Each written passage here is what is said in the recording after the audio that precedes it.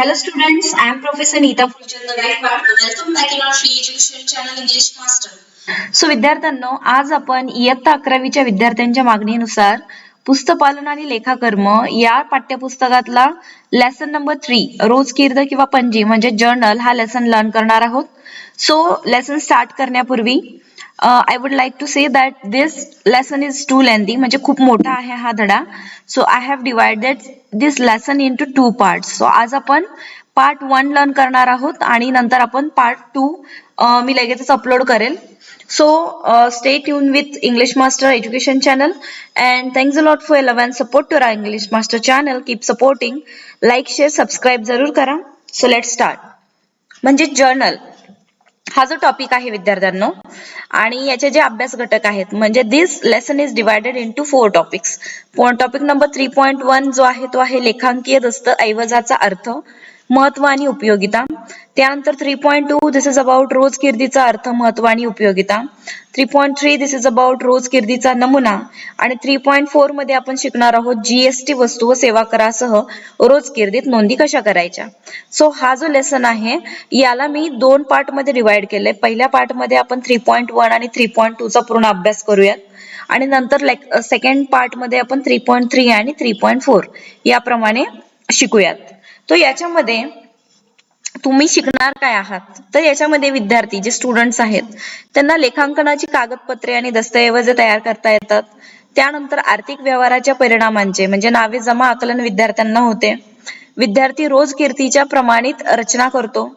त्यानंतर विद्यार्थी वस्तू खरेदीवरील वस्तू व सेवा कराची म्हणजे जीएसटी ची गणना करू शकतो आणि वस्तू विक्रीवरील सुद्धा जीएसटी ची गणना करू शकतो व विद्यार्थी रोजकीर्दीतील नोंदी अचूकपणे करू शकतो. याला आपण म्हणतो जर्नल एंट्रीज करणे. ठीक आहे. सो चला तर मग धड्याला सुरुवात करूयात. लेसन मध्ये सगळ्यात महत्वाचं म्हणजे प्रस्तावना असते ज्याच्यामध्ये तुम्हाला की या लेसन मध्ये मूळ तुम्हाला काय शिकायचं आहे त्याचा एक अंदाज येऊन जातो. तर याच्यामध्ये प्रस्तावनेमध्ये आपल्याला असं समजतंय. Let's learn it. I am taking the pen. So स्त्रोत दस्तऐवजांच्या साह्याने रोजच्या व्यवसायातील व्यवहाराच्या नोंदी लेखापुस्तकात नोंदविण्याचा जो प्रकार आहे म्हणजेच कायदेशीर व्यवहार झाल्याची माहिती पुरवणारा हा कागद होय. आणि आपण जेव्हा रोखीने इथे लक्षात घ्या रोखीने म्हणजे कॅश मध्ये 30,000 रुपयाचे संगणक खरेदी करतो तेव्हा त्याच्याकडून रोख बीजक घेतो. ठीक आहे. आणि हे रोख बीजक म्हणजे स्त्रोत किंवा मूल दस्तऐवज होय म्हणजे जे बिल तुम्ही घेता त्याला आपण काय म्हणतो रोख बीजक. आणि तुम्ही जेव्हा कॅश मध्ये खरेदी करता त्यावेळेस तुमच्याकडे ती कॅश एंट्री म्हणून येते. मालक किंवा लेखापाल या दस्तऐवजाच्या आधारे व्यवहाराची वास्तविकता आणि खात्री करून घेतो. त्यानंतर लेखापुस्तकात त्याची नोंद करतो.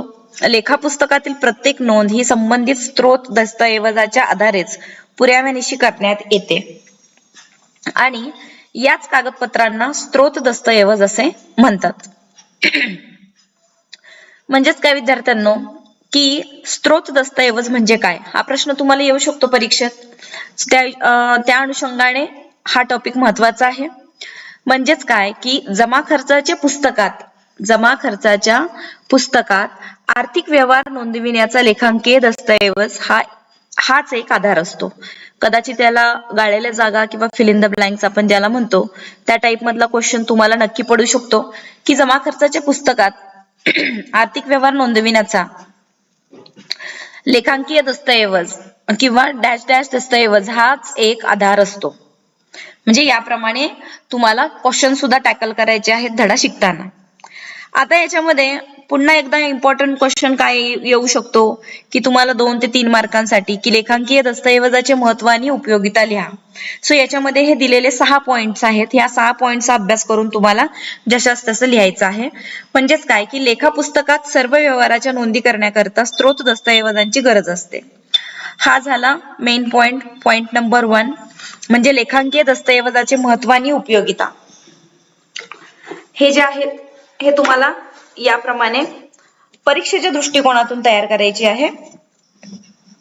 नंबर 2 लेखांकीय व्यवहाराच्या नोंदी कागदपत्रे किंवा संगणकाच्या आधारे नोंदविण्यात येतात.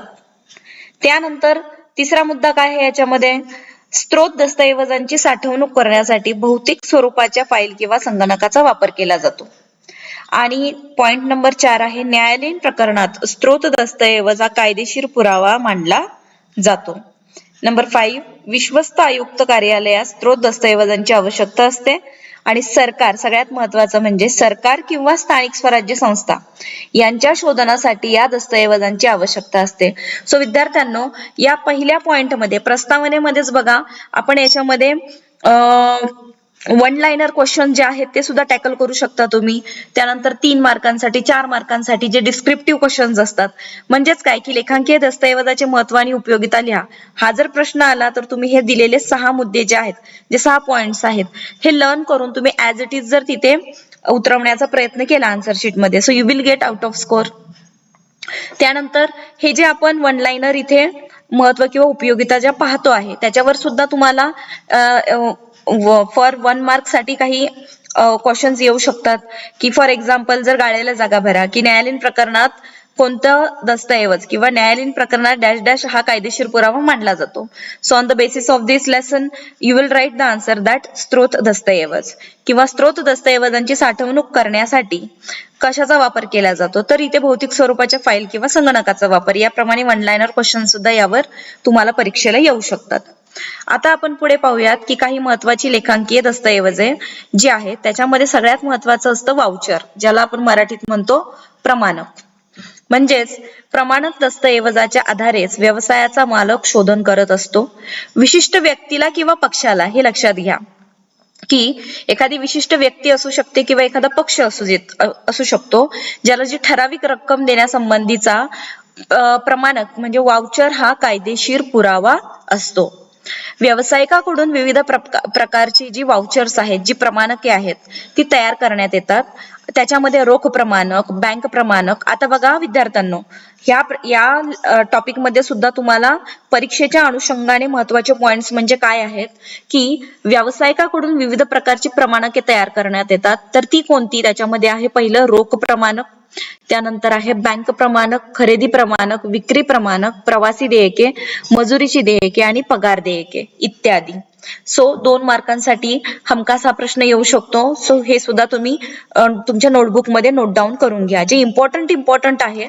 सो परीक्षेच्या दृष्टिकोनातून म्हणजेच काय की तुम्हाला इयत्ता 11वीचे जे तुमचे क्वेश्चन पेपर्स वगैरे तयार केले जातात कॉलेज लेवलला त्याच्यामध्ये तर हे क्वेश्चन्स असणार आहेत. बट जे विद्यार्थी स्पर्धा परीक्षांची तयारी करत आहेत म्हणजेच वेगवेगळ्या ज्या स्पर्धा परीक्षा आहेत महाराष्ट्र लेवलला ज्या होतात स्टेट लेवलला किंवा इंटरनॅशनल लेवलला सुद्धा त्या ज्या स्पर्धा परीक्षा होतात त्याच्यामध्ये अकाउंट्स हा जो ज्यांचा एक टॉपिक आहे तर तो कव्हर अप करण्यासाठी याच्यामध्ये या पुस्तकामध्ये म्हणजे इयत्ता 11वीचं पुस्तक हे अत्यंत महत्वपूर्ण मानलं जातं आणि इयत्ता 11वीच्या पुस्तकातले प्रत्येक लेसन हा परीक्षेच्या अनुषंगाने अतिशय उपयुक्त ठरतो आणि तुम्ही चांगल्या प्रकारे स्कोअर करू शकता.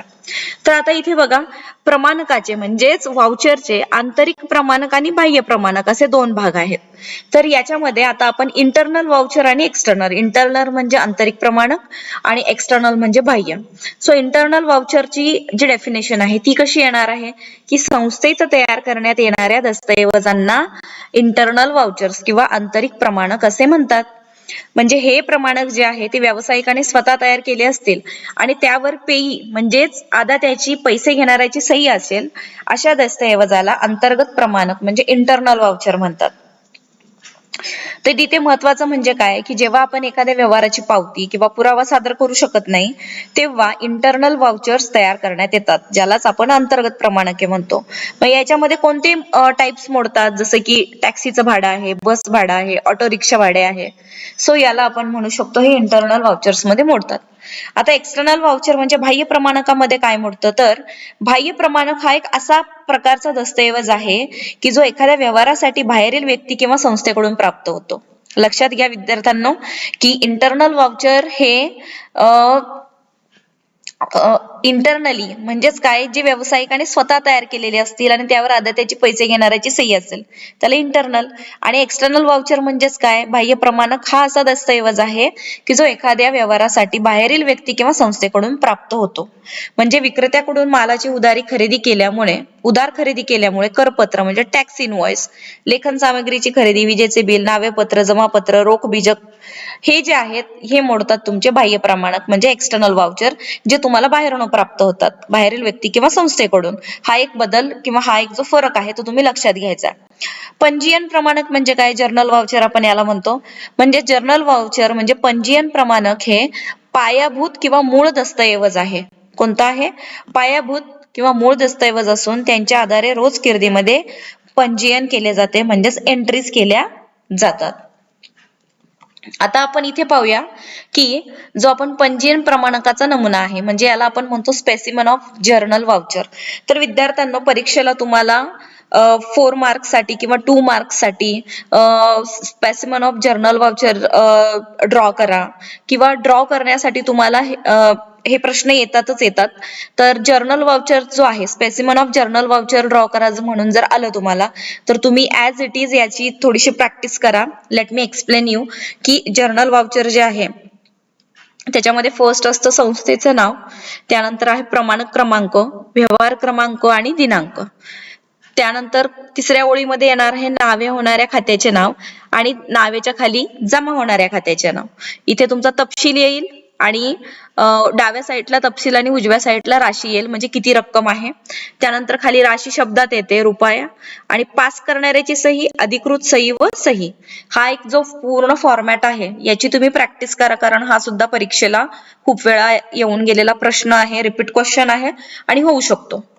सो आता आपण पाहूया कॅश व्हाउचर, ज्याला आपण रोख प्रमाणक असं म्हणतोय.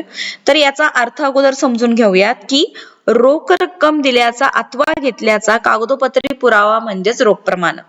तुम्ही एखाद्याला रोख रक्कम दिलीये किंवा एखाद्याकडून तुम्ही रोख रक्कम घेतलीये, त्याचा जो कागदपत्री पुरावा आहे तोच म्हणजेच तुमचं कॅश व्हाउचर आपण त्याला म्हणतोय. म्हणजे कॅश व्हाउचर म्हणजेच रोख रक्कम हा खर्च केल्यास रोख प्रमाणक तयार करणे आवश्यक असते, कारण ही रक्कम जी आहे ती प्राप्तकर्त्याकडून दस्तऐवज प्राप्त झाल्यास त्याचा प्रमाणक म्हणून उपयोग करण्यात येतो आणि त्याला एखाद्या बाह्य दस्तऐवज सुद्धा जोडता येतो.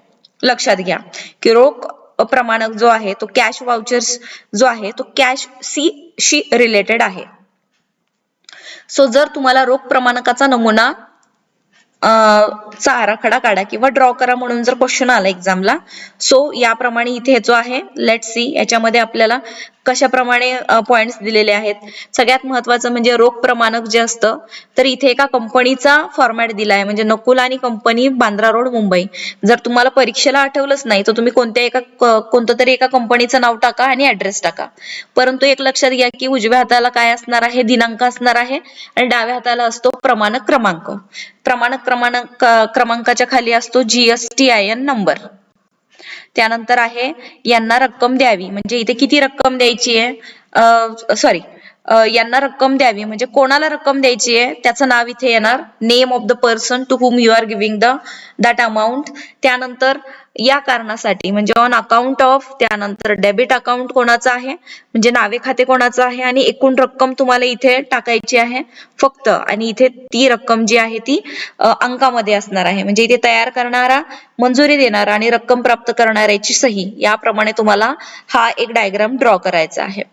सो आता आपण पाहूया टॅक्स इनव्हॉइस, की हा परीक्षेला हमखास येणारा प्रश्न आहे की टॅक्स इनव्हॉइस म्हणजे याला आपण मराठीमध्ये म्हणतो कर चलन पत्र. तर विक्रेता खरेदीदाराला मालाचा पुरवठा करतो, हे आपल्याला माहिती आहे. विक्रेता खरेदीदाराला मालाचा पुरवठा करतो, त्या संबंधीची माहिती ही कर चलनपत्राद्वारे दिली जाते. मग या कर चलनपत्रामध्ये टॅक्स इनव्हॉइस मध्ये काय असतं तर मालाचे वर्णन, संख्या, दर, शोधना संबंधीच्या शर्ती व व्यापारी कसर, ज्याला आपण ट्रेड डिस्काउंट म्हणतो, इत्यादींचा तपशील असतो. यातील CGST आणि SGST ची रक्कम त्याला देय होते. हे आवक बीजक किंवा खरेदी बीजक म्हणजे याला आपण म्हणतो परचेस इनव्हॉइस और इनवर्ड इनव्हॉइस, या खरेदीसाठी वापरतात.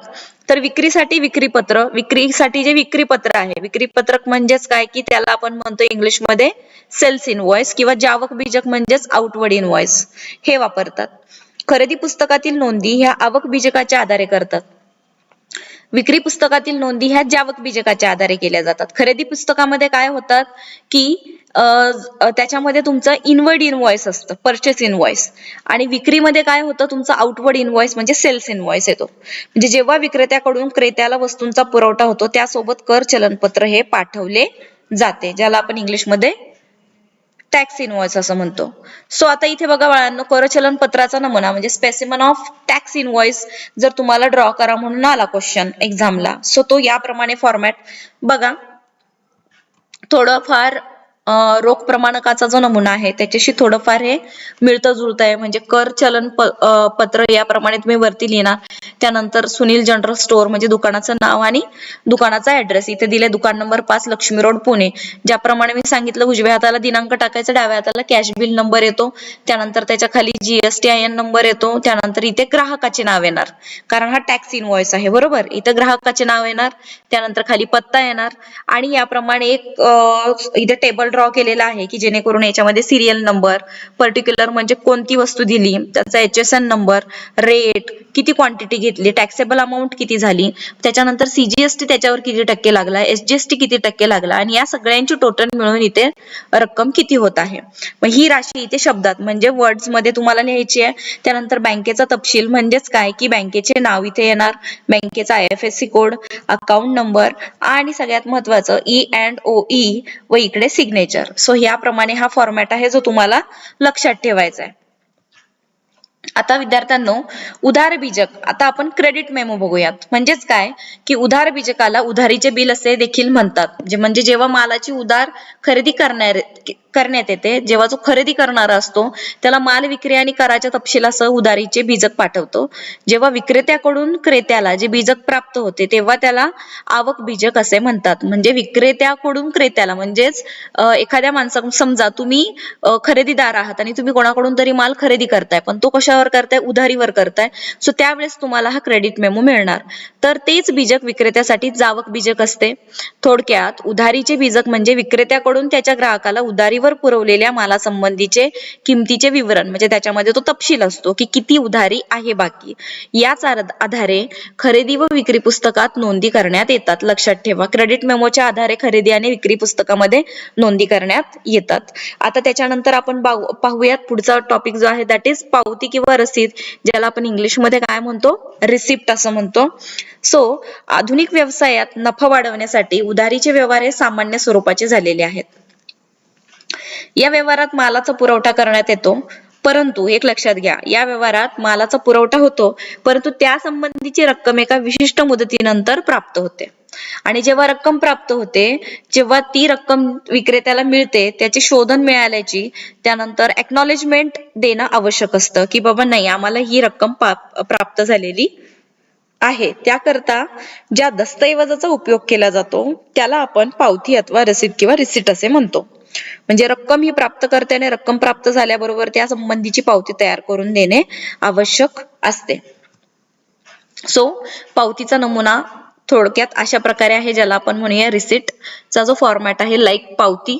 म्हणजे कोणाला आहे, बालाजी अँड सन्स सोमवारपेठ नाशिक यांनी ही पावती तयार केलेली आहे. इथे सगळ्यात महत्वाचा पावतीचा क्रमांक आणि दिनांक येणार. त्यानंतर डाव्या हाताला GSTIN नंबर येतो, श्री किंवा मेसेस म्हणजे इथे ज्यांच्या नावे आहे यांच्याकडून धन्यवाद बिल, म्हणजे समजा की बालाजी अँड सन्स यांनी कोणाला क्रेडिटवर माल दिलेला आहे उधारीवर, परंतु आता त्यांना त्यांच्याकडनं ती जी रक्कम आहे उधारीची ती प्राप्त होतीये, तर ते काय करणार, त्या ग्राहकाचे नाव इथे येणार आणि पुढे काय येतो, यांच्याकडून धन्यवाद बिल. बिल म्हणजेच त्या बिलाचा जो नंबर आहे, ठीक आहे. तर त्या बिलाच्या नंबरची राशी किती आहे की सपोज 10 ते 20,000 रक्कम असेल. या क्रमांकाच्या बिलाबद्दल दिनांक, कोणत्या दिनांकाला, रोख आली का चेक क्रमांक आहे, रोख आली तर रोख म्हणायचं, चेक आला तर चेकचा क्रमांक, त्याचा दिनांक, बँकेचे नाव आणि शाखा आणि इथे अक्षरी इथे अंकामध्ये तुमची ती रक्कम येणार. धनादेश जमा होण्याच्या शर्तीवर इथे तिकीट असते आणि प्राप्तकर्त्याची सही. या प्रकारे आपण याला म्हणतो रिसिप्टचा हा नमुना. म्हणजे धनादेश. आता पुढचा पॉइंट म्हणजे खूप इंटरेस्टिंग आहे दॅट इज चेक रिलेटेड, की याचे व्यवहार खूप होतात. म्हणजेच काय की व्यावसायिक व्यवहारातील देवाणघेवाण पूर्ण करण्यासाठी रकमेचे शोधन व एका ठिकाणाहून दुसऱ्या ठिकाणी जर तुम्हाला जी अमाऊंट आहे ती जर पाठवायची आहे तेव्हा व्यावसायिक हे वेगवेगळ्या प्रकारच्या धनादेशाचा उपयोग करत असतो.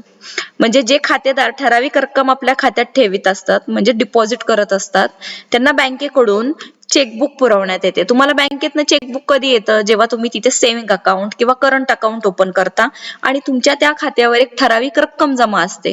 ती रक्कम तुम्हाला इतर कोणाला जर द्यायची असेल तर तुम्ही चेकबुकच्या साहाय्याने म्हणजे चेकच्या साहाय्याने तो व्यवहार करू शकता. याप्रमाणे ही एक पद्धत असते. म्हणजेच धनादेश म्हणजे असा आदेश जो खातेदाराद्वारे बँकेला त्या धनादेशावर लिहिलेल्या व्यक्तीला अथवा वाहकाला त्यावरील रकमेचे शोधन करण्यासाठी दिला जातो. म्हणजे खातेदाराच्या मागणीनुसार बँक त्याला छापील धनादेश पुस्तिका प्रदान करते. मग यासाठी तुमचं अकाउंट एकतर सेव्हिंग असावं लागतं किंवा एकतर करंट अकाउंट असावं लागतं आणि तुमच्या अकाउंटवर एक स्पेसिफिक रक्कम असावी लागते की ज्याची उलाढाल जी आहे, म्हणजे ती रक्कम जर तुम्हाला कोणाला कॅश द्यायची नाहीये, तुम्हाला जर त्याला बँकेत एंट्री दाखवायची, तर तुम्ही तो चेक त्या समोरच्या व्यक्तीला त्याच्या नावाचा चेक आणि ती अमाऊंट तुम्ही लिहून देऊ शकता. म्हणजेच काय, तर तुम्हाला परीक्षेला डेफिनेशन ऑफ चेक धनादेशाची व्याख्या लिहा जर आला प्रश्न, तर आपण काय लिहिणार विद्यार्थ्यांनो? धनादेश हा लिखित बिनशर्त आदेश आहे की ज्याद्वारे जमा करता त्यावर आपली स्वाक्षरी करून एका विशिष्ट बँकेला निर्देश देतो की धनादेशामध्ये ज्याचे नाव लिहिलेले आहे त्याला किंवा वाहकाला त्यांनी मागणी केल्यावर एक ठराविक रक्कम द्यावी. सो ही डेफिनेशन तुम्हाला पाठ करायची आहे, परीक्षेच्या दृष्टिकोनातून महत्वाची आहे. परंतु आता याच्यातून पुढे काय पार्ट आहे की पार्टीज टू अ चेक म्हणजे धनादेशाचे पक्ष काय असतात. सगळ्यात पहिला आहे तो म्हणजे आदेशक, म्हणजे जो ड्रॉवर आहे, की जो व्यक्ती धनादेश काढतो त्याला आदेशक असे म्हणतात, म्हणजे जो ड्रॉवर आहे. त्यानंतर आदेशिती म्हणजे ड्रॉई कोण, ज्या बँकेवर धनादेश काढलेला आहे त्याच आदेशिती असे म्हणतात. म्हणजे बँक ही कोण असते, ही आदेशिती असते म्हणजे ड्रॉई असते. त्यानंतर आदाता द पेई म्हणजे ज्या व्यक्ती करता धनादेश लिहिला जातो त्याला आदाता किंवा पेई असे म्हणतात, म्हणजे त्याला ती रक्कम त्या चेकद्वारे मिळणार आहे. ठीक आहे. सो याप्रमाणे हे धनादेशाचे पक्ष आहेत. आता तुम्हाला परीक्षेच्या दृष्टिकोनातून अजून एक महत्वाचा मुद्दा म्हणजे धनादेशाचे घटक लिहा. Contents of cheque, write down the contents of cheque. So धनादेशाचे किती 9 घटक आहेत. त्यामध्ये सगळ्यात पहिला म्हणजे बँकेचे नाव व पत्ता, शाखा इत्यादी. त्यानंतर दुसरा मुद्दा आहे तो धनादेश लिहिण्याचा दिनांक. तिसरा आदात्याचे नाव. चौथा पॉइंट आहे धनादेशाची रक्कम शब्दात आणि अंकात. नंबर 5 खातेदाराचे नाव व सही. नंबर 6 धनादेशाचा क्रमांक. 7 MICR कोड क्रमांक.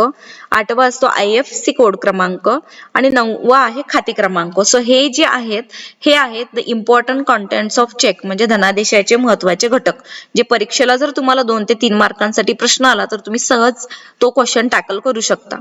आता आपण पाहणार आहोत धनादेशाचे प्रकार म्हणजे टाइप्स ऑफ चेक्स.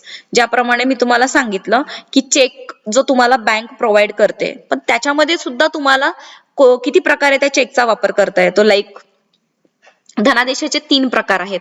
एक जो आहे तो वाहक धनादेश, दुसरा आदेशित आणि तिसरा रेखांकित. तर वाहक धनादेश म्हणजे विद्यार्थ्यांनो बेरर चेक याला असं म्हणतात. बेरर चेक म्हणजे ज्या धनादेशाचे पैसे हे बँकेच्या खिडकीवर म्हणजे काउंटरला कोणत्याही व्यक्तीला मिळू शकतात त्यास वाहक धनादेश असे म्हणतात. म्हणजे धनादेश धारण करणारे व्यक्ती बँकेत भौतिकरित्या हजर होऊन धनादेशाच्या पृष्ठभागावर बँक अधिकाऱ्यासमोर सही करून त्या धनादेशाची रक्कम प्राप्त करू शकतो. म्हणजेच की बेरर चेक हा एक अशी गोष्ट आहे की तुम्हाला लगेचच पैसे बँकेतनं विड्रॉ करता येतात. ठीक आहे. किंवा जर तुम्ही कोणाला जर बेरर चेक दिला सेकंड पर्सनला, समजा तुम्ही एखादे you are the one who is handling any store, म्हणजे तुम्ही एखाद्या स्टोअरचे मालक आहात, बट तुम्हाला एम्प्लॉईचा पेमेंट करायचा आहे. ठीक आहे. किंवा तुम्हाला जर काही कॅश इमिजिएट काढायची आहे तर तुम्ही तुमच्या नावाचा तो बेरर चेक आहे तो बँकेत जर पाठवलात तर बँकेत गेल्यानंतर बेरर चेकच्या मागे जर सही असेल, तुमची सही लागतेच, तर लगेचच तुम्हाला बँकेत कॅश मिळते. तर विद्यार्थ्यांनो specimen of a bearer check, bearer चेकचा नमुना असा असतो की इथे डेट असते उजव्या बाजूला. त्यानंतर पे म्हणजेच इथे बघा पे ऑर बेरर म्हणजेच काय की तुम्ही बेरर अमाऊंट म्हणजेच काय लगेचच तुम्ही कॅश विड्रॉ करू शकता. आणि पे म्हणजे काय की तो जो चेक आहे तो डिपॉझिट झाल्यानंतर एक ठराविक मुदती म्हणजे ठराविक टाइम पिरियड असतो, त्या पिरियड मध्ये तो अकाउंटला पैसे जमा होतात. तर इथे बेरर याप्रमाणे आहे. रुपीज म्हणजे तुम्हाला किती रक्कम काढायची आहे ती इथे तुम्ही लिहा तुमचा. त्यानंतर अकाउंट नंबर इथे लागणार, इथे ती रक्कम लागणार किती आहे, आणि तुमची जी बँक आहे त्या बँकेचा ऍड्रेस इथे छापील असतो व इथे खाली चेक वरती नंबर असतात त्याला आपण चेक नंबर असं म्हणतो. आणि इथे सिग्नेचर. चेक नंबर याच्यासाठी की तुम्हाला सुद्धा रेकॉर्ड ठेवता येतो की तुम्ही कोणता चेक कोणत्या व्यक्तीला कधी दिलेला आहे, आणि इथे तुमची सही लागते. तुमच्या सहीशिवाय तो चेक इनव्हॅलिड ठरतो. सो आदेशित धनादेश, आता ऑर्डर चेक काय असतो ते आपण बघूया, की जेव्हा धनादेशातील रक्कम ही विशिष्ट व्यक्तीला देय असते तेव्हा त्यास आदेशित धनादेश असे म्हणतात. म्हणजेच या चेक मधली रक्कम धनादेशात नमूद केलेल्या व्यक्तीला अथवा त्याच्या आदेशाप्रमाणे तो सांगेल तेव्हा त्याला ती दिली जाते. जेथे वाहक चेक समाप्त होतात तेथे आदेशित चेक बनतात. लक्षात घ्या, जेथे वाहक चेक समाप्त होतात म्हणजे बेरर चेक जिथे संपतो त्याच्या पुढचा जो स्टॉप आहे तो म्हणजे ऑर्डर चेकचा. म्हणजे याचा नमुना लाईक दिस, म्हणजेच इथे उजव्या कोपऱ्यामध्ये दिनांक आहे, त्यानंतर पे किंवा बेरर, रक्कम किती काढायची आहे ती रक्कम इथे अंकी लिहिल्यानंतर इथे अक्षरी रक्कम, अकाउंट नंबर, आणि इथे तुम्हाला काय करायचंय, तुम्ही जर स्वतः तो चेक देणार असाल तर तुमची इथे सही असते आणि बाय डिफॉल्ट ऍड्रेस आणि जो चेकचा नंबर आहे तो इथे प्रिंट होऊन आलेला असतो. तर हा आहे specimen of an order cheque म्हणजे आदेशित धनादेशाचा नमुना. आता आपण पाहूया तिसरा जो नमुना राहिला दॅट इज क्रॉस चेक आपण त्याला म्हणतो. म्हणजे खातेदार आणि आदात्याला रक्कम मिळण्याच्या सुरक्षिततेसाठी जेव्हा धनादेशावर दोन समांतर रेषा काढल्या जातात. आता इथे बघा मी तुम्हाला हा फरक पुन्हा सांगते. हा चेकचा नमुना आहे, ठीक आहे. तर या चेकच्या नमुन्यामध्ये इथे तुम्हाला कुठे लाईन्स वगैरे दिसत आहेत का? नाही दिसत. म्हणजे ऑर्डर चेक मध्ये पण नाहीये आणि बेरर चेक मध्ये पण नाहीये. बट या ज्या दोन लाईन्स इथे तुम्हाला दिसतात तर याला काय म्हणतात, समांतर रेषा. तर या कशासाठी असतात, तर चेकचा जो टाईप आहे तो कशामध्ये मोडतो, मग क्रॉस चेक आपण याला म्हणतो.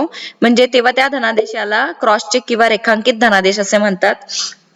रेखांकित धनादेशाचे पैसे हे प्रथम बँक खात्यात जमा होते आणि त्याच्यानंतर ते पैसे काढता येतात. सो विद्यार्थ्यांनो, म्हणजे या धनादेशावर ज्या व्यक्तीचे नाव आहे त्याच माणसाला त्याची शोधन होते. म्हणजे ज्या माणसाच्या नावाने हा चेक काढलेला आहे त्याच माणसाला ते पैसे मिळतात. म्हणजे specimen of a cross cheque मध्ये पण चेकचा फॉर्मॅट ऍज इट इज आहे. बघा, इथे अकाउंट नंबर आहे, त्यानंतर इथे बँकेचा ऍड्रेस आहे, इथे चेकचा नंबर आहे. तुम्ही जो व्यक्ती चेक देत आहे त्याची इथे सही लागते. रक्कम किती आहे ती रक्कम इथे अंकी, इथे अक्षरी, आणि चेक कोणाला देण्यात आलेला आहे त्याचे इथे नाव असतं. ठीक आहे विद्यार्थ्यांनो. सो याप्रमाणे अकाउंट चेक, बेरर चेक आणि क्रॉस चेक हे आपण प्रकार पाहिलेले आहेत.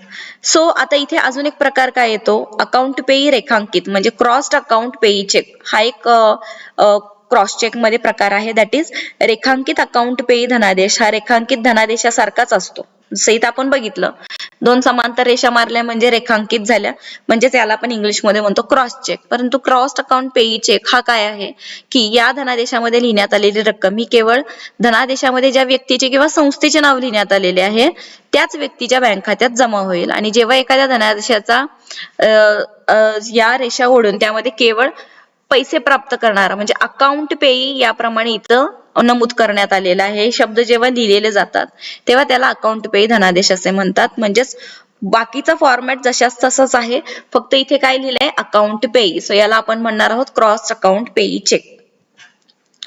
सो आय होप की तुम्हाला 3.1 आपला जो पॉइंट नंबर 3.1 आहे, let's check one more time. That is लेखांकीय दस्तऐवजाचा अर्थ, महत्व आणि उपयोगिता. हा आपला एक टॉपिक कव्हर अप झालेला आहे. आता आपण रोजकिर्दीचा अर्थ, महत्व आणि उपयोगिता बघूया. जेमतेम आता इथे बरीच वेळ झाली आहे पण आपण सेकंड पॉइंट कव्हर अप करायचा प्रयत्न करूयात. कारण कसं आहे की खूप सारे पाठ झाले तर मग तुम्हाला सुद्धा समजण्यास अवघड जातं. म्हणून मी जेमतेम एका लेक्चर मध्ये किंवा 2 लेक्चर मध्ये जर जमलं नाही तर सेशन संपवण्याचा प्रयत्न करत असते. आता आपण पाहूया 3.2. इथे रोजकिर्दीचा अर्थ, व्याख्या, महत्व आणि उपयोगिता आपल्याला पाहिजे. ज्याप्रमाणे प्रस्तावना मी तुम्हाला सांगितलं, प्रस्तावना ही फार महत्वाची असते की त्याच्यामधूनच तुम्हाला कॉन्सेप्ट क्लिअर होते. म्हणजे व्यावसायिक दर दिवशी असंख्य व्यवहार पूर्ण करत असतो आणि हे सर्व व्यवहार तो स्मरणात ठेवू शकत नाही, बरोबर की नाही. म्हणून या व्यवहारांची नोंद करण्याकरता तो जो व्यावसायिक आहे तो विविध प्रकारच्या पुस्तकांचा उपयोग करतो आणि ती जी पुस्तकं आहेत त्यांची संख्या ही व्यवसायाचा आकार, स्वरूप आणि व्यवहारांच्या संख्येवर अवलंबून असते. परंतु असे असले तरी काही महत्वाची जी लेखापुस्तके आहेत ही प्रत्येक व्यावसायिकाला ठेवावी लागतात आणि ती रोजकिर्द आणि खातेवही आहे. म्हणजेच काय विद्यार्थ्यांनो, की खातेवहीमध्ये नोंद करणे सोयीस्कर व्हावं म्हणून अशा स्वरूपात व्यवहारांचे वर्गीकरण करणारे पुस्तक म्हणजे रोजकिर्द. बघा, रोजकिर्दची व्याख्या ही इथं वन लाइनर कशाप्रमाणे येणार आहे तर ही आहे, तुम्ही नोट डाऊन करा नोटबुक मध्ये. दॅट इज रोजकीर्द म्हणजे काय तर खातेवहीत नोंद करणे सोयीस्कर व्हावे अशा स्वरूपात व्यवहारांचे वर्गीकरण करणारे पुस्तक म्हणजे रोजकीर्द होय. हा झाला रोजकीर्देची डेफिनेशन, परीक्षेच्या दृष्टिकोनातून महत्वाचा आहे. रोजकीर्द रोजच्या आर्थिक व्यवहारांच्या नोंदी ठेवते म्हणून त्याला रोजकीर्द असं म्हटलं जातं. म्हणजेच रोजकीर्द हे मूळ नोंदीचे पुस्तक आहे. जर रिकाम्या जागा भरा असं म्हणून जर आलं तुम्हाला परीक्षेला की रोजकीर्द हे डॅश डॅश आहे तर ते मूळ नोंदीचे पुस्तक आहे. आणि जेव्हा रोजकीर्दीतील व्यवहार रोजकीर्दीत नोंदविले जातात तेव्हा ती रोजकीर्दीतली नोंद होते आणि आर्थिक व्यवहारातील नावे आणि जमा यांचा समावेश हा रोजकीर्दीत असतो.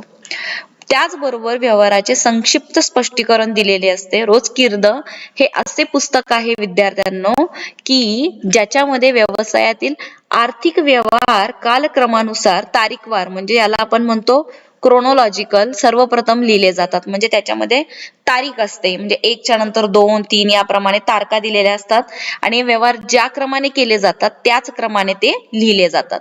हे अत्यंत महत्वाचं फीचर आहे रोजकीर्दीचं. सामान्यपणे व्यवसायातील आर्थिक व्यवहारांच्या नोंदी करण्याकरता व्यावसायिक विविध प्रकारच्या पुस्तकांचा उपयोग करीत असतो आणि जी पुस्तकं तो वापरतो त्याच्यामध्ये प्राथमिक आणि दुय्यम स्वरूपाची पुस्तकं आहेत. तर प्राथमिक पुस्तक आणि दुय्यम पुस्तक म्हणजे काय तर प्राथमिक पुस्तकामध्ये मूळ रोजकीर्द म्हणजे ज्याला आपण म्हणतो प्रॉपर जर्नल आणि विशेष रोजकीर्द म्हणजे स्पेशल जर्नल यांचा समावेश असतो. तो कशामध्ये होतो प्राथमिक पुस्तकात. आणि जसे खरेदी पुस्तक, विक्री पुस्तक, खरेदी परत पुस्तक, विक्री परत पुस्तक, प्राप्त विपत्र पुस्तक, देय विपत्र पुस्तक आणि दुय्यम पुस्तकात खातेवही म्हणजे लेजरचा समावेश असतो. म्हणजे प्राथमिक पुस्तक म्हणजे काय प्राथमिक म्हणजेच प्रॉपर जर्नल ज्याला आपण स्पेशल जर्नल म्हणतो आणि दुय्यम स्वरूपाचं म्हणजेच लेजर. या 2 कॉन्सेप्ट तुम्हाला लक्षात ठेवायच्या. सो चला तर मग आता पाहूयात याचा अर्थ.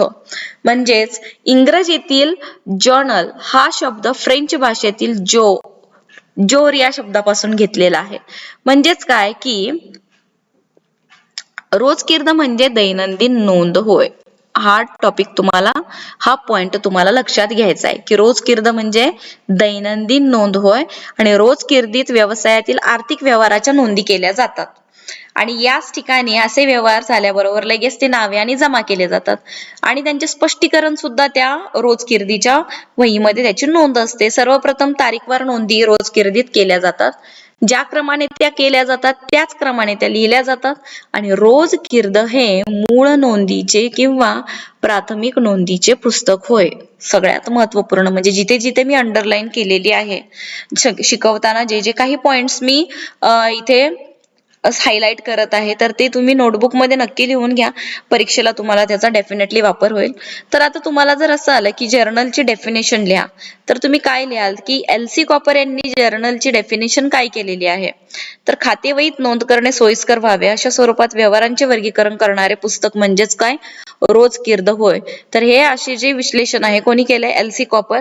It means what A journal is a book employed to classify or sort out transactions in a form convenient for their subsequent entry in the ledger. So ही इंग्लिश मध्ये त्याची डेफिनेशन आहे. त्यानंतर आहे accountant dictionary written by Eric Kohler. Eric Kohler यांनी जी definition केलेली आहे अकाउंटंट डिक्शनरी मध्ये तर that is a journal is the book of original entry are recorded transaction not provided for in specialised journals. म्हणजे रोजकीर्द हे मूळ नोंदीचे किंवा प्राथमिक नोंदीचे पुस्तक आहे. याप्रमाणे ह्या वेगवेगळ्या डेफिनेशन्स आहेत या तुम्ही लक्षात ठेवायच्यात. आता आपण पाहूयात की importance and utility of journal म्हणजेच की रोजकीर्दीचं महत्व आणि उपयोगिता. म्हणजेच काय की पुस्तकपालनातील रोजकीर्द हे महत्वाचे पुस्तक आहे. लक्षात घ्या पुस्तकपालनातील डॅश डॅश हे महत्वाचे पुस्तक आहे. गाळलेल्या जागा भरा तर काय येणार उत्तर रोजकीर्द. पुस्तकपालनातील रोजकीर्द हे महत्वाचे पुस्तक आहे. म्हणजे सर्व लहान मोठे जे व्यवहार आहेत किंवा ज्या गोष्टी आहेत त्यांची रोजकीर्दीमध्ये नोंद आहे. रोजकीर्दीचे महत्व आणि उपयोगिता याप्रमाणे आहे. तर त्याच्यामध्ये आता इथे लक्षात घ्या की डिस्क्रिप्टिव्ह क्वेश्चन जो 4 मार्कांसाठी असणार आहे. रोजकीर्दीचे महत्व आणि उपयोगिता लिहा. रोजकीर्दीचे महत्व आणि उपयोगिता ही थोडक्यात लिहा किंवा रोजकिर्दीचे महत्व आणि उपयोगिता लिहा. 4 मार्कांसाठी हा प्रश्न डेफिनेटली विचारला जाऊ शकतो.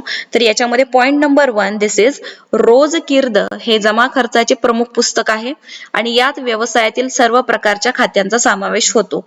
हे सगळ्यात महत्वाचं आहे, तुम्ही लक्षात ठेवणं. आणि त्यानंतर दुसरा पॉइंट काय आहे की रोजकिर्द हे व्यवहारांशी संबंधित आवश्यक माहिती म्हणजेच व्यवहाराशी संबंधित आवश्यक माहिती ही कशामध्ये दर्शविली जाते? रोजकिर्दमध्ये दर्शविली जाते. नंबर 3 रोजकिर्दीत सर्व व्यवहार सविस्तरपणे तारीखवार नोंदविले जातात. जसं की आपण आता शिकलो की तारीखवार इथे सगळे व्यवहार नोंदविले जातात आणि यातील खात्यांच्या आधारे घडलेल्या गोष्टी कोणत्या ठिकाणी लिहिलेल्या आहेत ते आपल्याला समजते.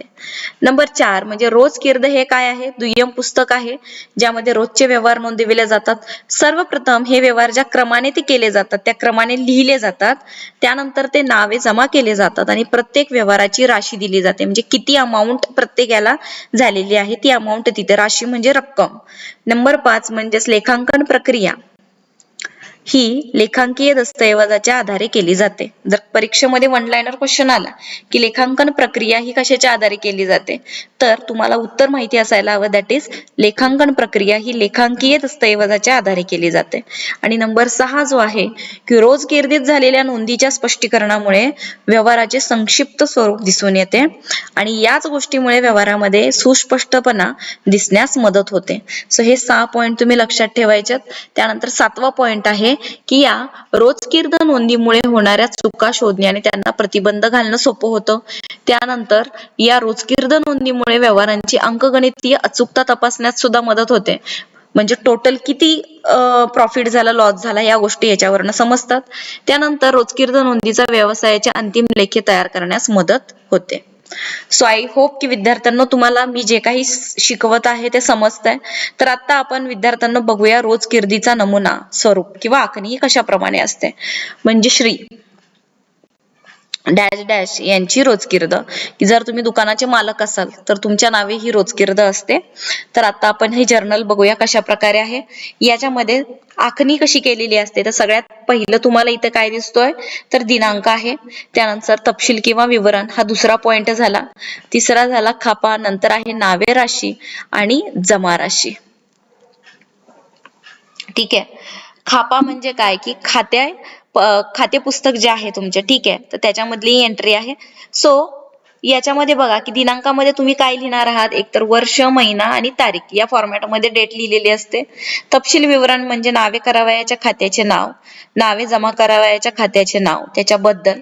आणि आता आपण पुढे बघूयात त्याप्रमाणे इथे या सगळ्या एंट्रीज आहेत. म्हणजे 1, 2 लक्षात घ्या, दिनांक, तपशील विवरण, कापा, नावे राशी आणि जमा राशी हे 5 जे कॉलम आहे ते महत्वाचे आहेत. रोजकिर्दीचा नमुना याप्रमाणे असणार आहे. तर आता या रकान्यांचे स्पष्टीकरण आपण बघूया की सगळ्यात पहिल्यांदा दिनांक, इथे आपल्याला काय दिसत आहे, दिनांक दिसतो आहे. म्हणजेच या रकान्यात प्रत्येक व्यवहाराचा दिनांक लिहिण्यात येतो. म्हणजेच तारीख, वार आणि वर्ष याप्रमाणे. म्हणजेच आता समजा की आज 11 सप्टेंबर आहे किंवा 12 सप्टेंबर, सो 12 सप्टेंबर 2023 याप्रमाणे ही एंट्री होणार. दिनांक लिहिताना प्रथम वर्ष, त्यानंतर महिना आणि तारीख याप्रमाणे या फॉर्मॅटमध्येच लिहिलं जातं. की ज्याप्रमाणे आता इथे समजा 12 सप्टेंबर 2023, ठीक आहे. म्हणजे इथे आपण काय लिहिलं, इथे आपण लिहिलं तारीख, दिनांक, इथे लिहिला महिना आणि त्यानंतर इथे वर्ष. सो हाच फॉर्मॅट आपल्याला उलटा करायचा आहे जो आता आपण इथे सरळ लिहिलाय 12 सप्टेंबर 2023. पण खात्या वहीमध्ये कसा येणार, सगळ्यात पहिल्यांदा तुम्हाला लिहायचंय वर्ष, ठीक आहे, त्याच्यानंतर येणार तुमचा महिना आणि तुमची तारीख, like this. So this is the correct format. हा फॉर्मॅट लक्षात ठेवायचा आहे विद्यार्थ्यांना, ठीक आहे. हा फॉर्मॅट लक्षात ठेवायचा आहे, वर्ष, महिना आणि तारीख. सो हा तुमच्या रोजकिर्दच्या वहीचा फॉर्मॅट. त्यानंतर तपशील विवरण पर्टिक्युलर जे सेकंड कॉलम मध्ये दिलेलं आहे की रकान्यात रोजकिर्द नोंद ही 3 भागात केली जाते. एक म्हणजे नावे खाते, म्हणजे त्याला आपण डेबिट अकाउंट म्हणतो. म्हणजे तपशीलच्या रकान्यात प्रथम नावे होणाऱ्या खात्याचे नाव लिहिलं जातं. त्यानंतर दुसऱ्या नंबरला आहे क्रेडिट अकाउंट, म्हणजे यात जमा होणाऱ्या खात्याचे नाव लिहिले जाते. यासाठी नावे व जमा करण्यासंबंधीचे नियम अंमलात आणले जातात. म्हणजेच नेहमी सर्वप्रथम नावे होणाऱ्या खात्याचे नाव लिहिले जाते, म्हणजेच डेबिट अकाउंट लिहिलं जातं. अगदी खाते पान क्रमांकाच्या रकान्याजवळ नावे हा शब्द लिहितात आणि पुढच्या ओळीवर दिनांकाच्या ओळीच्या बाजूला थोडी जागा सोडून जमा होणाऱ्या म्हणजे क्रेडिट अकाउंटच्या रकान्याचे नाव लिहितात आणि त्याखाली व्यवहाराचे स्पष्टीकरण लिहिण्यात येतं. स्पष्टीकरणालाच आपण इंग्लिशमध्ये असं म्हणतो नॅरेशन, म्हणजे व्यवहारासंबंधीची माहिती. आणि हे स्पष्टीकरण नेहमी कंसामध्ये लिहावे आणि वाक्याच्या शेवटी बद्दल म्हणजे बिंग हा जोडला जातो. त्यानंतर ज्याप्रमाणे मी इथे सांगितलं की खाते पान क्रमांक लेजर फोलिओ नंबर, खापा. खापा म्हणजेच काय? खाते पान क्रमांक. की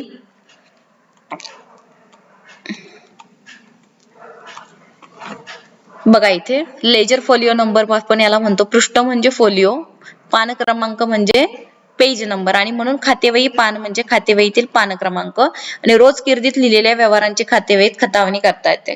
खतावणी करताना खातेवहीत ज्या पानावर संबंधित 2 खाती दर्शवली असतात त्याच्यामध्ये नोंद करून त्या पृष्ठाचा क्रमांक खाते पान क्रमांक या रकान्यात लिहिण्यात येतो. म्हणजे पान क्रमांक हा नेहमी मोठ्या अक्षरात लिहिण्यात यावा. लक्षात घ्या, पान क्रमांक म्हणजे खाता पान क्रमांक हा नेहमी, फॉर एक्झाम्पल पान नंबर 1 आहे तर याप्रमाणे इथे ही एंट्री तुम्हाला करायची आहे. आता बघा पुढे नावे राशी म्हणजे डेबिट अमाऊंट. इथे काय येतं? नावे राशी म्हणजे डेबिट अमाऊंट आपण याला म्हणतो आणि जमा राशी म्हणजे क्रेडिट अमाऊंट. नावे राशी डेबिट अमाऊंट म्हणजे नावे झालेल्या खात्याची रक्कम या रकान्यात त्याच ओळीत लिहिली जाते आणि जमा राशी म्हणजे जमा झालेल्या खात्याची रक्कम या रकान्यात त्याच ओळीत लिहिली जाते. म्हणजे डेबिट अमाऊंट आणि क्रेडिट अमाऊंट याप्रमाणे की डेबिट अमाऊंट किती झाली आणि क्रेडिट किती झाली. रोज किर्दीची बेरीज म्हणजे कास्टिंग ऑफ जर्नल आपण याला म्हणतो. रोज किर्दीची बेरीज की रोज किर्दीच्या प्रत्येक पानाच्या शेवटी नावे व जमा रक्कम या रकान्यांची बेरीज करण्यात येते. त्यामुळे व्यवहारांची अचूकता तपासता येते आणि दोनही रकान्यांची बेरीज ही सारखीच असायला हवी. रोज किर्दीत व्यवहारांच्या नोंदी केल्यानंतर आणि पानाच्या शेवटी रक्कम या रकान्याची बेरीज केल्यानंतर ती बेरीज पुढील पानावर ओढली जाते. बघा मुलांनो, तर तुम्हाला मी सांगणार आहे आता आपण पुढे हा फॉर्मॅट फक्त आपण समजून घेतोय. तर हाच फॉर्मॅट असा पुढे जो एक्सपांड होत जाणार आहे. ठीक आहे, वेगवेगळ्या एंट्रीज तिथे येणार आहेत. तर म्हणजे रोज किर्दीत या ज्या पानावरून ही बेरीज पुढे नेण्यात येते त्या पानावर तपशील या रकान्यात शेवटी बेरीज पुढे जाते. म्हणजे टोटल जी अमाऊंट आहे तर टोटल C/F असे लिहिण्यात येते आणि हीच बेरीज पुढील पानावर सर्वप्रथम बेरीज पुढे आणली म्हणजे टोटल बॅलन्स किंवा टोटल जो फंड आहे. ठीक आहे, तर याप्रमाणे असे लिहून पुढे आणली जाते. रोज किर्दीच्या शेवटच्या पानावर एकूण बेरीज अशी लिहिण्यात येते. तर बाळांनो, आय होप की तुम्हाला हे समजलं आहे की इथे कोणकोणते पॉइंट्स आहेत. दिनांक, तपशील विवरण, खाता पान क्रमांक, नावे राशी, जमा राशी. सो हे जे पॉइंट्स आहेत these are the important points. आणि रोज किर्दची नोंद ही 3 भागात होते. तर त्याच्यामध्ये डेबिट अकाउंट, क्रेडिट अकाउंट आणि narration, these are the 3 main topics जे तुम्हाला लक्षात ठेवायचे. आता आपण बघणार आहोत रोज किर्दीत नोंदी करणे म्हणजे त्याला आपण म्हणतो जर्नलायझिंग किंवा जर्नल एंट्री. की रोज किर्दीत व्यवहारांच्या नोंदी करण्याच्या क्रियेला रोज कर्दियन किंवा पंजीयन दॅट इज जर्नलायझिंग आपण म्हणतो. सो रोज किर्दीत नोंद करावयाच्या पायऱ्या, स्टेप्स फॉर जर्नलायझिंग, हे पण तुम्हाला इम्पॉर्टंट आहे. परीक्षेला 4 मार्कांसाठी हमखास हा प्रश्न विचारला जाऊ शकतो किंवा याच्यातले वन लाइनर येतातच. की सगळ्यात पहिला आपण बघूया रोज किर्दीत नोंद करावयाच्या पायऱ्या. नंबर 1, विशिष्ट व्यवहारांमध्ये असलेल्या 2 खात्यांची ओळख पटवणे. नंबर 2 म्हणजे ती खाती कोणत्या प्रकारात मोडतात हे सर्वप्रथम निश्चित करावं लागतं. नंबर 3 म्हणजे संबंधित खात्याला नावे म्हणजे डेबिट आणि जमा म्हणजे क्रेडिट करण्यासंबंधीचे नियम निश्चित करायचे. नंबर 4 कोणते खाते नावे डेबिट आणि कोणते खाते जमा क्रेडिट होईल हे तुम्हाला निश्चित करायचं आहे. त्यानंतर दिनांकाच्या रकान्यात व्यवहाराचे दिनांक लिहायचे आहेत तुम्हाला. नंबर 6 म्हणजे तपशिलाच्या रकान्यात प्रथम नावे होणाऱ्या खात्याचे नाव लिहिण्यात यावे आणि हे नाव डावीकडील दिनांक खात्याच्या जवळ लिहिले जाते म्हणजे डेबिट अमाऊंट आणि क्रेडिट अमाऊंट. दुसऱ्या ओळीवर डावीकडील दिनांक रकान्यापासून काही जागा सोडून जमा होणाऱ्या खात्याचे नाव लिहिले जाते. नंबर 7 म्हणजे नावे होणाऱ्या खात्याच्या शेवटी नावे असे लिहिले जाते आणि जमा होणाऱ्या खात्याच्या शेवटी ला असा शब्द लिहिला जातो. नंबर 8 म्हणजे विशिष्ट खात्यात नावे होणारी रक्कम ही नावे राशी या रकान्यात लिहिली जाते तसेच जमा होणारी रक्कम ही जमा राशी या रकान्यात लिहिली जाते. त्यानंतर 9वा मुद्दा जो आहे तो म्हणजे म्हणजेच व्यवहाराच्या नोंदीचे खाली कंसात संक्षिप्त स्पष्टीकरण दिले जाते आणि स्पष्टीकरणाच्या शेवटी बद्दल म्हणजेच काय बिंग असा शब्द लिहिला जातो. त्यानंतर नंबर 10 प्रत्येक नोंदीनंतर तपशील रकान्यात एक सरळ रेषा ओढली जाते जेणेकरून एक व्यवहार दुसऱ्या व्यवहारापासून स्पष्टपणे वेगळा दिसून येतो. त्यानंतर नंबर 11 म्हणजे खातेवहीमध्ये ज्या पानावर खाते उघडले जाते त्या पानाचा क्रमांक म्हणजे खात्या पान क्रमांक या रकान्यात लिहिण्यात येतो. म्हणजेच तुम्हाला हे माहिती आहे का विद्यार्थ्यांनो की व्यवहार हा कसा होतो. एक म्हणजे सोर्स डॉक्युमेंट म्हणजे स्त्रोत दस्तऐवज असतो. त्याच्यानंतर असतं ट्रान्झॅक्शन म्हणजे व्यवहार. त्यानंतर ट्रान्झॅक्शन पण ॲसर्शन टू अकाउंट्स होतात, दोन प्रभाव पडतात. त्यानंतर त्याचं क्लासिफिकेशन ऑफ अकाउंट होतं म्हणजे खात्यांचे वर्गीकरण होतं. ॲसर्शन टू इफेक्ट्स म्हणजे दोन परिणाम निश्चित होतात. आणि नंतर अकाउंट टू बी डेबिटेड आणि अकाउंट टू बी क्रेडिटेड याप्रमाणे म्हणजे डेबिटेड म्हणजे खाते नावे आणि क्रेडिटेड म्हणजे जमा करणे याप्रमाणे एंट्री होते. आणि नंतर जो टाईप येतो त्याला आपण म्हणतो जर्नल. सो असा काहीतरी प्रवास तो आहे जो इथे आपण शिकलेलो आहोत. सो आता आपण बघूया 3.3.1 वस्तू व सेवा कर. जीएसटी हा मोस्ट इम्पॉर्टंट पॉइंट आहे प्रत्येक परीक्षेच्या दृष्टिकोनातून. So don't ignore it. काळजीपूर्वक ऐका. वस्तू व सेवा कराच्या म्हणजेच जीएसटी ची अंमलबजावणी होण्यापूर्वी प्रत्येक राज्यामध्ये व्यवसायाच्या विविध टप्प्यावर स्टेजेसवर विविध प्रकारच्या करांची आकारणी केली जात असे. म्हणजे आपल्याकडे जीएसटी लागू होण्यापूर्वी वेगवेगळे टॅक्सेस होते. म्हणजे पूर्वी अस्तित्वात असलेले कर जसे एक्साइज ड्युटी होती, कस्टम ड्युटी होती, वॅट होतं, मनोरंजन कर होता, सेंट्रल सेल्स टॅक्स होता, सेवा कर म्हणजे सर्व्हिस टॅक्स होता, ऑक्ट्राई इत्यादी हे सर्व कर जीएसटी अंतर्गत समाविष्ट करण्यात आलेले आहेत. म्हणूनच जीएसटी म्हणजे एक देश एक कर एक बाजार असे ठरविण्यात आले आणि जीएसटी ची अंमलबजावणी 1 जुलै 2017 पासून झाली आहे. फार महत्वाचा प्रश्न आहे. वन लाइनर येऊ शकतो, गाळलेल्या जागा भरामध्ये येऊ शकतो.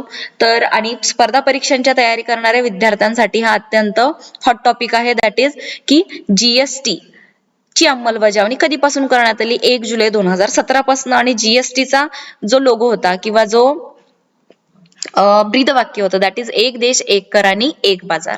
कर पावत्यामध्ये काही सांकेतांक कोड समाविष्ट करण्यात आले आहेत. वस्तूच्या गुड्स बाबतीत HSN चा फुल फॉर्म काय? Harmonised system of nomenclature. Harmonise system of nomenclature म्हणजे सेवेच्या बाबतीत सर्व्हिसेसच्या बाबतीत सेवांचे वर्गीकरण करून त्यांना विशेष कोड नंबर देण्यात आला. म्हणजे SAC सॅक म्हणजे सर्व्हिस अकाउंटिंग कोड आणि harmonise system of nomenclature HSN मुळे वस्तूंचे सर्व्हिस अकाउंटिंग कोड मुळे सेवांचे वर्गीकरण करण्यात आलेले आहे. सूचना. सगळ्यात महत्वाची सूचना की हे प्रकरण लिहिताना सरकारने वस्तू व सेवा करांबाबत वरील दर व प्रकार सुचवलेले आहेत. ज्याच्यामध्ये वीज, पेट्रोल, डिझेल, इंधन, गॅस इत्यादी बाबतीत जीएसटी चे दर हे बदलणारे असतील. हे लक्षात घ्या. आता इथे आपण पाहूयात की जीएसटी मध्ये ज्याला आपण गुड सर्व्हिस टॅक्स म्हणतो की सगळ्यात पहिला म्हणजे शून्य दराच्या वस्तू काय आहेत की ज्याच्यावर 0% टॅक्स आहे. त्या वस्तू म्हणजे गुड्स. महत्वाच्या उपयोग वस्तू जसे अन्न, धान्य, दूध, मीठ, मातीची भांडी इत्यादी. म्हणजेच इथे लक्षात घ्या की धर्मादाय संस्थेची कार्य म्हणजे जे ट्रस्ट किंवा NGO असतात, रस्ते, पूल इत्यादी बांधकाम, पाणी सेवा, सार्वजनिक ग्रंथालय, कृषी कार्य, शिक्षण आणि आरोग्य संबंधीच्या सेवा हे सगळे करमुक्त आहेत ज्याच्यावर 0% टॅक्स लागतो. त्यानंतर सेकंड पॉइंट आहे की कमी दराच्या वस्तू म्हणजे ज्याच्यावर 5% जीएसटी आकारला जातो. तर त्याच्यामध्ये कोणत्या वस्तू मोडतात? LPG म्हणजे आपला गॅस सिलेंडर, चहा, कॉफी, तेल, मध, गोठवलेल्या वस्तू, भाजीपाला, तिखट, चटण्या, गोड पदार्थ ह्या सर्वांवर 5% जीएसटी लागतो. हे आपल्याला लक्षात ठेवायचंय. त्यानंतर महत्वाचं म्हणजे जास्त दराच्या वस्तू स्लॅब 1 मध्ये मोडणाऱ्या की ज्याच्यावर 12% जीएसटी लागतो. तर याच्यामध्ये कोणत्या वस्तू आहेत? बटर, तूप, सुकामेवा, ड्रायफ्रूट, रस, आचार, लोणचं, मोबाईल, जाम, जेली. त्यानंतर सेवांमध्ये काय आहे? फोन, छपाई, टॉपवर्क, विश्रामगृह, बांधकाम व्यवसाय इत्यादी संबंधित सेवा म्हणजे वस्तू आणि सेवा यांच्यावर 12% कर लागतो. त्यानंतर सेकंड स्लॅब मध्ये 18% वस्तू आणि सेवा कर आहे. याच्यामध्ये वस्तू आहे परफ्यूम, धातूच्या वस्तू, संगणक, प्रिंटर, ग्रेनाइट, छपाई यंत्र, सीसीटीव्ही, मॉनिटर. आणि सेवांमध्ये टपाल सेवा, कुरिअर सेवा, आउटडोअर कॅटरिंग, सर्कस, नाटक, सिनेमा प्रदर्शने, भागदलाल सेवा, भाग बाजारातील सेवा, चलन विनिमय या सर्वांवर 18% जीएसटी लागतो. आणि उच्च दराच्या म्हणजे जिथे 28% जीएसटी आहे ते म्हणजे चैनीच्या वस्तू, मोटरसायकल, सुटे भाग, आलिशान गाडी, vacuum cleaner, AC, washing machine, fridge, मसाला, तंबाखू या सगळ्या पदार्थांवर 28% जीएसटी लागतो. आणि सेवा कोणत्या? 5 स्टार हॉटेल असेल, parks, water park, theme park, race course, IPL, करमणूक केंद्र, गेम्स, विमान सेवा, कॅसिनो इत्यादी व्यावसायिक वर्ग आहेत त्यांना 28% जीएसटी आहे. म्हणजेच विद्यार्थ्यांना लक्षात घ्या की इथं आपल्याला जी कीर्द नोंद आहे जीएसटी व्यवहारांची ती कशी दाखवली आहे. म्हणजे समजा उदाहरण दिले, जलराम आणि कंपनीकडून ₹50,000 किमतीचा लॅपटॉप खरेदी केला. त्यावर 18% दराने जीएसटी लागू झाला. आता शोधन चेकद्वारे करण्यात आले. म्हणजे लॅपटॉपची किंमत किती बाळांनो? ₹50,000. बरोबर. याच्यावर बघा, जो जीएसटी आहे जो 18% आहे तो 2 प्रकारामध्ये मोडतो. एक म्हणजे सीजीएसटी म्हणजे केंद्र सरकार 9% आणि राज्य सरकारचा 9%.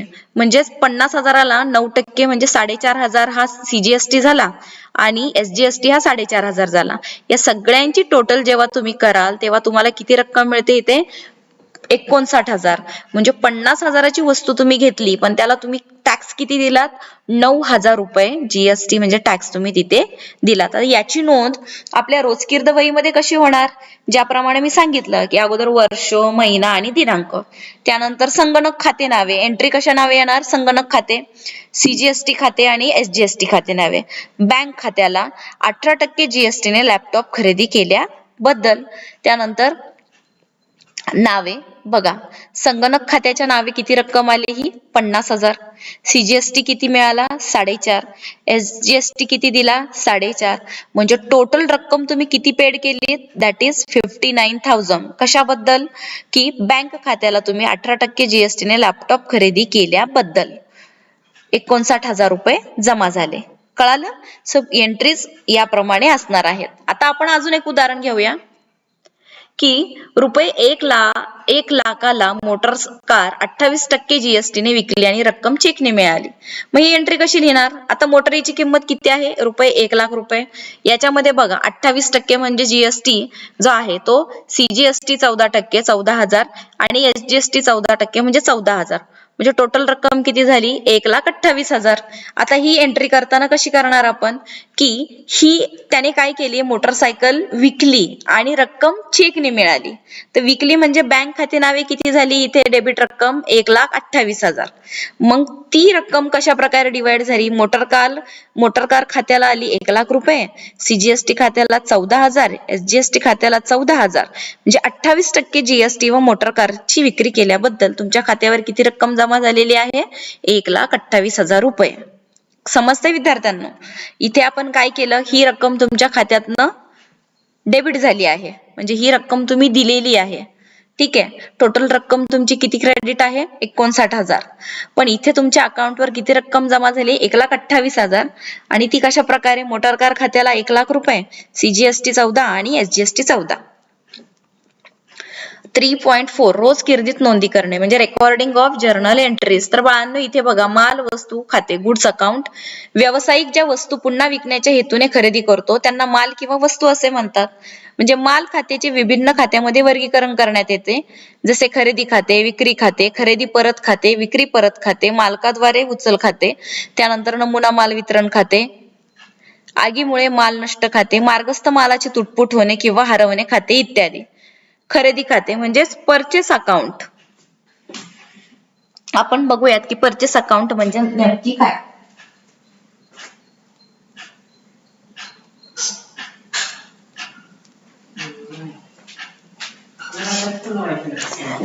आता आपण बघूयात की परचेस अकाउंट म्हणजे खरेदी खाते.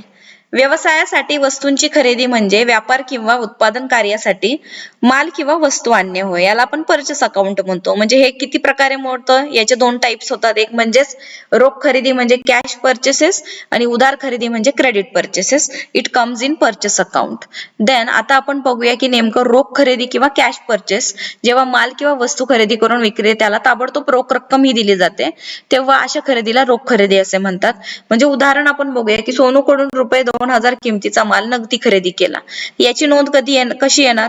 वर्ष, महिना, दिनांक फॉर्मॅट ऍज इट इज राहणार. तपशिलामध्ये खरेदी खाते, नावे, रक्कम किती झाली 2000 आणि रोकड खात्याला किती आली इथे 2000. म्हणजे मालाची नगदी खरेदी केल्याबद्दल याप्रमाणे ही कॅश परचेस झाली. आता क्रेडिट परचेस म्हणजे उधार खरेदी.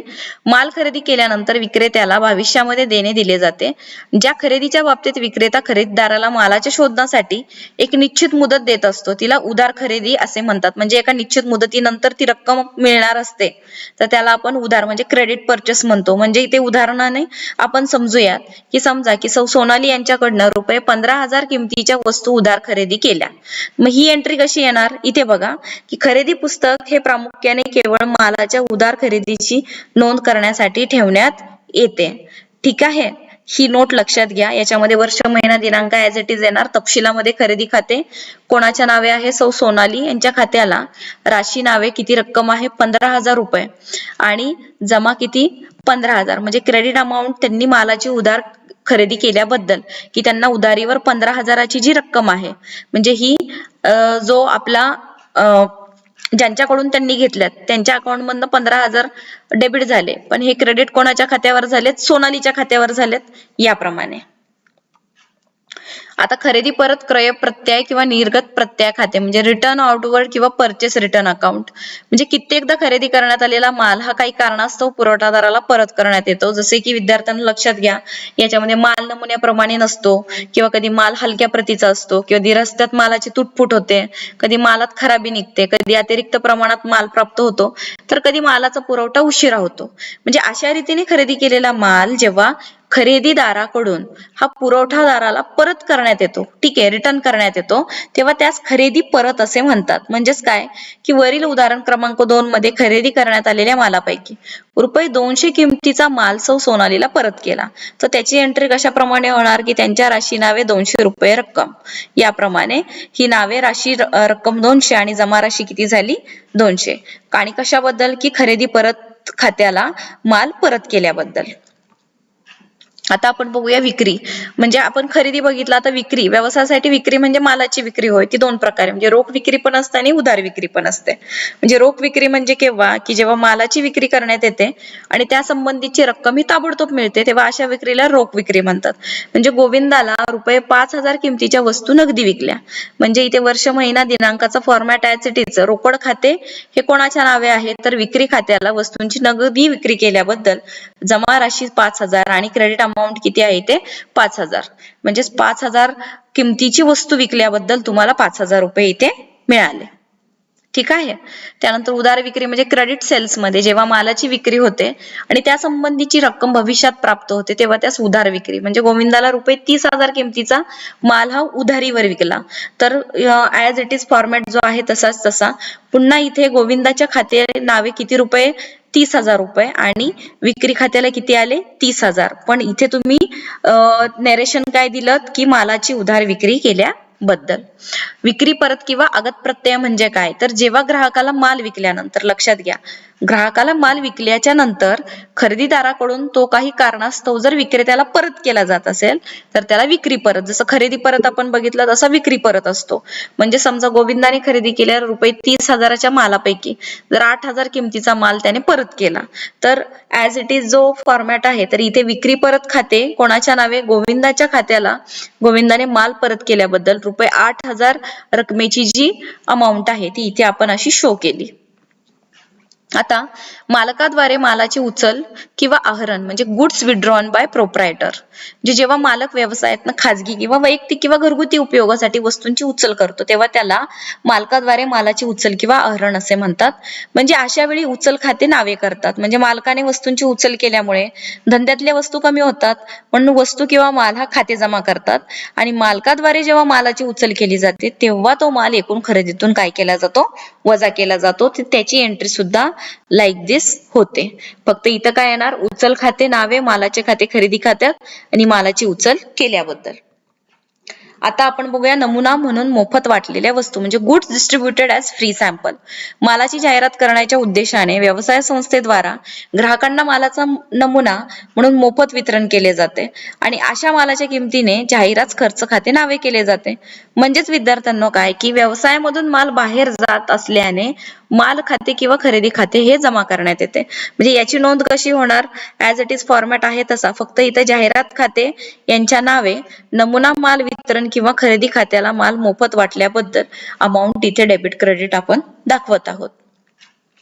आता अजून एक पॉइंट आहे तो म्हणजेच आगीमुळे किंवा अपघातामुळे माल नष्ट होणे म्हणजे good destroyed by fire or accident. Good destroyed by fire or accident म्हणजे आगीमुळे किंवा अपघातामुळे माल नष्ट झाला तर ते मालाचे भौतिक स्वरूपाचे नुकसान आहे आणि याकरता नुकसानीचे खाते नावे करण्यात येतं आणि तिथला जो माल आहे तो व्यवसायातून बाहेर जात असल्याने माल नष्ट खाते किंवा खरेदी खाते ते जमा करण्यात येते. म्हणजेच मालाचा विमा काढण्यात जर आलेला असेल म्हणजे if goods are not insured किंवा अनइन्शुअर्ड काढण्यात आलेला नसेल, जेव्हा आगीमुळे माल नष्ट झाला असेल आणि विमा कंपनीने तो स्वीकारलाच नाही तेव्हा नोंद कशी होईल की आगीमुळे नुकसानीचे खाते यांच्या नावे जी रक्कम आहे, ठीक आहे, तर त्याचं डिस्क्रिप्शन येणार आगीमुळे नष्ट माल खाते खरेदी खात्याला आगीमुळे माल नष्ट झाल्याबद्दल ही अमाऊंट डेबिट क्रेडिट तुम्ही दाखवलेली आहे. आता आहे मालाचा विमा काढण्यात आलेला असेल, इफ गुड्स आर इन्शुअर्ड म्हणजे जर विमा काढलेला असेल म्हणजे विमा कंपनीने संपूर्ण दावा जर मान्य केला तर त्याची नोंद काय येते, विमा कंपनी खाते यांच्या नावे ही जी रक्कम आहे आणि आगीमुळे माल नष्ट खाते खरेदी खात्याला आगीमुळे माल नष्ट झाला विमा कंपनी दावा मान्य केल्याबद्दल ही रक्कम तुम्ही इकडे शो केलेली आहे.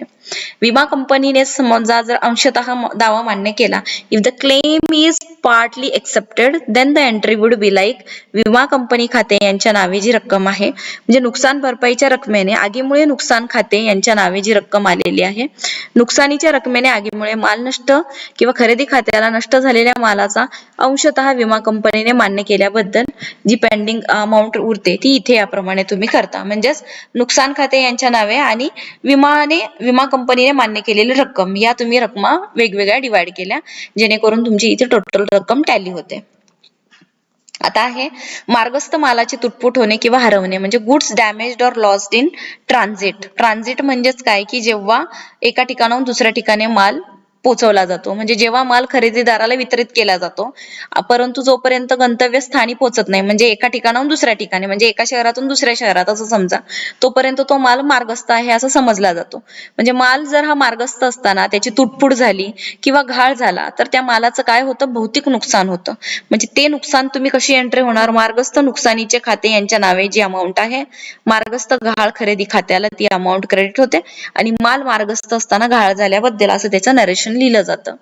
मार्गस्थ मालाचा जर विमा काढलेला असेल आणि विमा कंपनीने संपूर्ण दावा मान्य केला असेल तर तुमची जी एंट्री आहे ती अशी होणार की विमा कंपनी खाते यांच्या नावे ही रक्कम आहे ती आहे विम्याची रक्कम, परंतु माल नष्ट किंवा खरेदी खात्याला जी रक्कम आहे ती आहे माल मार्गात नष्ट झाल्याबद्दल. याप्रमाणे तुम्ही या एंट्रीज करता. म्हणजेच विमा कंपनीकडून तुम्हाला आलेली रक्कम आणि जी रकमेचं तुमचं नुकसान झालं आहे ती इकडे तुम्ही लिहिलीत. म्हणजे ती दोन्ही टॅली होतीये का, जर संपूर्ण दावा मान्य केला असेल तर संपूर्ण रक्कम मान्य झाली असेल तर मार्गस्थ मालाचा विमा काढलेला असेल आणि विमा कंपनीने अंशतः दावा मान्य केलाय तर इथे काय येतं, विमा कंपनी खाते मान्य दाव्याची रक्कम किती आली ती इथे तुम्ही लिहिली, मार्गस्थ नुकसान खाते यांच्या नावे नुकसानीच्या रकमेने किती रक्कम मान्य म्हणजे अंशतः मान्य केलेली रक्कम आणि नुकसान खात्यामध्ये जी रक्कम आहे त्या दोन्ही रकमा इथे तुम्ही लिहिल्या. त्यानंतर मार्गस्थ माल खरेदी खात्याला आणि मार्गस्थ माल गहाळ झाला आणि विमा कंपनीने अंशतः दावा स्वीकारला म्हणून या दोन्हींची इथे रक्कम टॅली होती का याप्रमाणे तुम्ही पाहिली. आता चोरीला गेलेला किंवा उचललेला म्हणजे पिलफर्ड गुड्स ऑर स्टोलन आपण असं म्हणतो. जेव्हा माल चोरीला जातो किंवा उचलेगिरी जातो तेव्हा भौतिक स्वरूपाचं नुकसान म्हणजे चोरीला गेलेला माल खाते नावे रक्कम दाखवली जाते आणि माल नुकसान खाते खरेदी खात्याला रक्कम दाखवली जाते आणि याचं नरेशन लिहिलं जातं माल चोरीला गेल्याबद्दल. आय होप की तुम्हाला या लेक्चर मध्ये 2 पॉइंट्स कव्हर अप झालेत. तर मला असं वाटलं की लवकर सेशन एंड होईल but it has taken 1 hour. But जाऊ देत, वेळेचा काही प्रश्न नाही, तुम्हाला समजणं महत्वाचं आहे. आता दुसऱ्या पार्ट मध्ये आपण उरलेले जे 2 पॉइंट्स आहेत किंवा 2 टॉपिक्स आहेत ते कव्हर अप करूया जेणेकरून तुम्हाला तिसरा धडा व्यवस्थित समजेल. आणि मनापासून धन्यवाद आपल्या सर्वांचा जो सपोर्ट आपल्या चॅनलला मिळत आहे. So we have completed 4,31,000 subscribers today and this is the very good thing. याचप्रमाणे आपले सबस्क्रायबर्स वाढत राहू देत, आपली फॅमिली अशीच मोठी होत राहू देत, कारण माझ्या फॅमिलीमध्ये सगळे विद्यार्थी आहेत ज्यांना आपल्या फॅमिलीच्या इंग्लिश मास्टर चॅनलच्या प्लॅटफॉर्मवर तुम्हाला इयत्ता 1ली पासून 12वी पर्यंत सगळ्या प्रकारचे लेक्चर्स मिळतात. म्हणजे टेक्स्टबुक रिलेटेड असू दे, स्पोकन इंग्लिश रिलेटेड असू दे किंवा फ्लुएन्सी जी तुम्हाला लँग्वेजची वाढवायची त्याच्याशी रिलेटेड असू देत किंवा मग अल्फाबेट्स पासून ते डिक्शनरी पर्यंत सगळे लेक्चर्स आपल्या प्लॅटफॉर्मवर अवेलेबल आहेत. सो डू विजिट करा आणि जास्तीत जास्त शेअर करा, लाईक करा, सबस्क्राईब करा आणि लवकरच भेटूयात नवीन पार्ट 2 मध्ये. तोपर्यंत thank you so much. Take care and bye.